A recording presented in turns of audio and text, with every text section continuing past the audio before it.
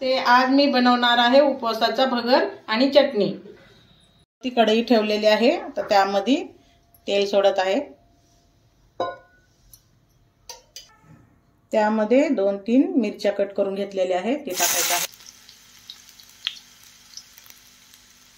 भगरला 2 ते 3 वेळेस मी धुवून घेतलेले आहे, आता ती टाकून घ्यायचं आहे।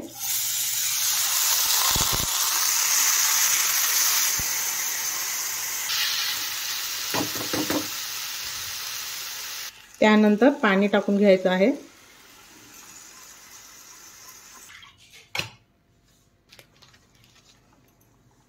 त्यामध्ये अर्धा चमच उपवासाचं नमक टाकायचं आहे।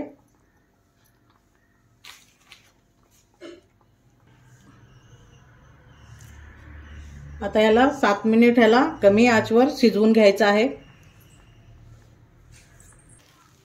आपला भगर आता रेडी आहे, एकदम सुटसुटीत, एकदम मस्त। आता चटणी बनवत आहे, त्यासाठी मी तेल सोडत आहे कढईमध्ये। थोडंसं जिरं टाकायचं आहे। त्यानंतर कट केलेली मिरची टाकायची आहे।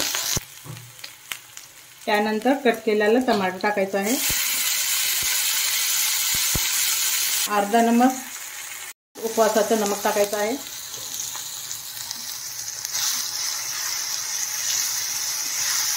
नंतर बटाटा टाकायचा आहे, उकडून घेतलेला आहे बटाटा।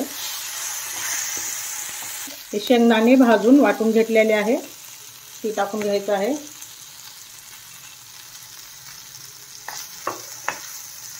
त्यानंतर पाणी सोडून घ्यायचं आहे।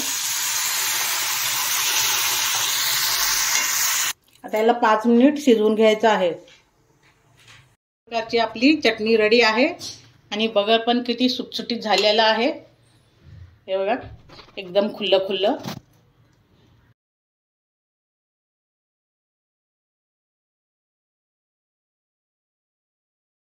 भगर आणि चटणी उपवासाची खाण्यासाठी रेडी आहे। आवडले असेल तर अशा प्रकारे करून पहा।